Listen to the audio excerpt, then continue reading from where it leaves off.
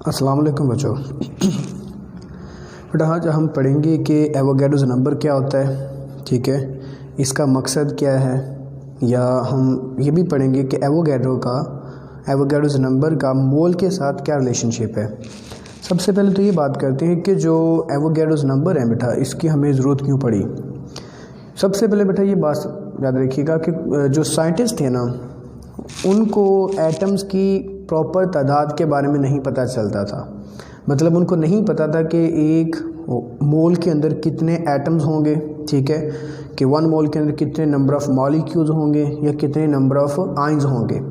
तो उन्होंने क्या किया, फिर एक साइंटिस्ट जिसका नाम क्या था, एवोगैड्रो, उसने फिर क्या किया, एक वैल्यू इंट्रोड्यूस करवाई, ठीक है, जिसको हम क्या कहते हैं, एवोगैड्रोस नंबर भी कहते हैं।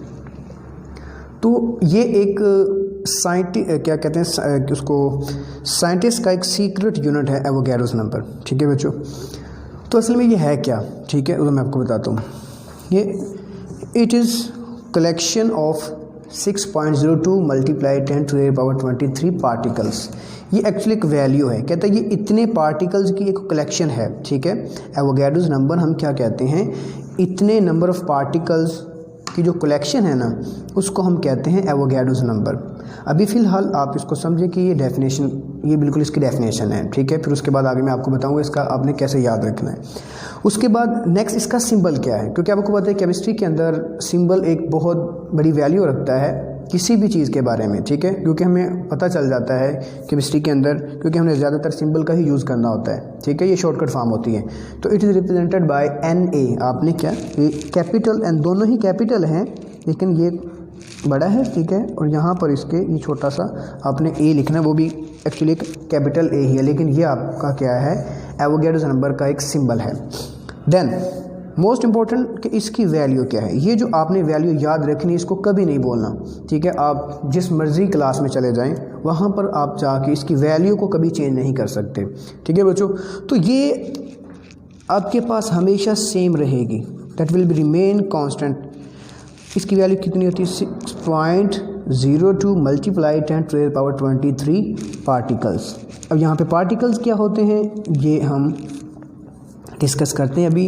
ये बेसिकली 3 चीज़ें होती हैं, हम एटम्स, ठीक है, आयंस, फार्मूला यूनिट्स,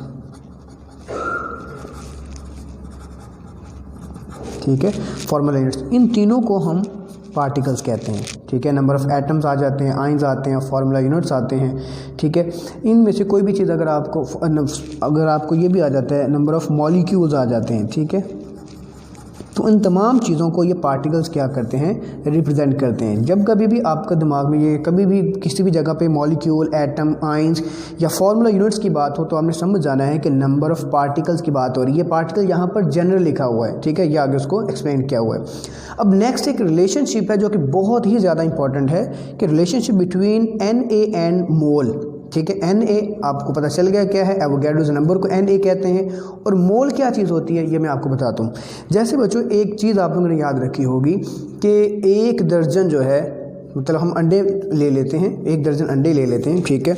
तो अगर आप देखें, आप लोगों ने इसके बारे में पढ़ा हुआ है कि 1 दर्जन अंडे जो होते हैं वो आपके पास 12 होते हैं। मतलब कोई भी चीज़ आप ले लें, लाजमी नहीं कि आपने सिर्फ अंडों की ही बात करनी है। मतलब आप लोग ये भी कह सकते हैं कि कोई भी चीज़ है जो आपके पास 1 दर्जन है, ठीक है, वो 1 दर्जन किसके इक्वल होती है, 12 के इक्वल होती है। हम ये नहीं कह सकते कि 1 दर्जन अंडे जो हैं वो 11 के बराबर होते हैं, या 1 दर्जन अंडे जो 12 के बराबर होते हैं, ऐसा कुछ भी नहीं होगा, ठीक है। तो इसका मतलब ये हुआ कि 1 दर्जन अंडे जैसे 12 के इक्वल होते हैं, इसी तरह बच्चों एक चीज़ याद आपने रखनी है कि जो 1 मोल है ना, 1 मोल जो है, ठीक है, 1 मोल, उसकी वैल्यू 6.02 × 10⁻23 ही होती है। ये आपने हर जगह पे याद रखना है। जहाँ पर भी 1 मोल का नाम आ जाए, आपने आंखें बंद करके बोल देना कि इसकी वैल्यू क्या हुआ करेगी, ये वाली इसकी वैल्यू हुआ करेगी। जैसे कि मैंने क्या लिखा, 1 mole is equal to this, ठीक है। बिल्कुल वैसे ही जैसे हम बात करते हैं कि 1 दर्जन अंडे जो हैं, ठीक है, या कोई भी चीज़ 1 दर्जन है, वो किसकी इक्वल होती है, 12 के इक्वल होती है, वो कभी नहीं चेंज होती। तो इसी तरह ये भी कभी भी चेंज नहीं होगी। तो ये कुछ रिलेशनशिप मैं आपको बताता हूँ कि 1 मोल ऑफ कार्बन ठीक है। अब 1 मोल का नाम आ गया, इसका मतलब इसके अंदर वैल्यू भी यही वाली होगी जो मैंने नीचे बात की है।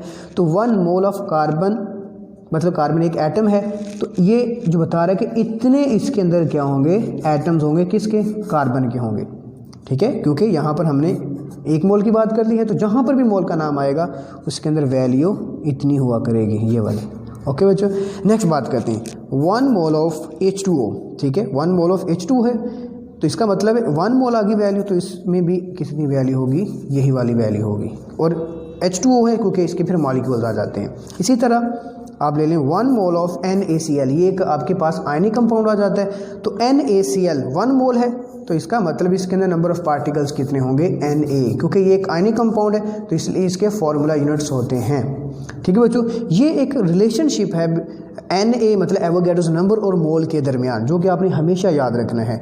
अब इसके अलावा अगर आपको कहता है जी इसके आपने 2 मोल्स लेने हैं, ठीक है, आप इसके 2 मोल लेना चाहते हैं, तो आपने जस्ट क्या करना है, इस वैल्यू को मल्टीप्लाई कर देना है 2 के साथ। 3 मोल कहते हैं तो 3 के साथ मल्टीप्लाई कर देना है, ठीक है।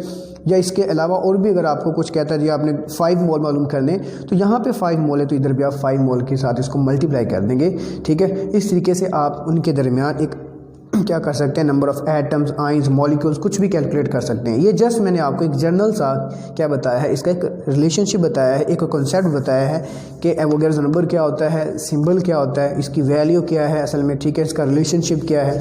ये चीज़ें आपने बेटा क्या करनी है, याद रखनी है, ठीक है। और जो बाकी इसके फार्मूलाज हैं वो इंशाल्लाह मैं आपको नेक्स्ट वीडियो में बता दूँगा। तब तक के लिए अल्लाह हाफिज़।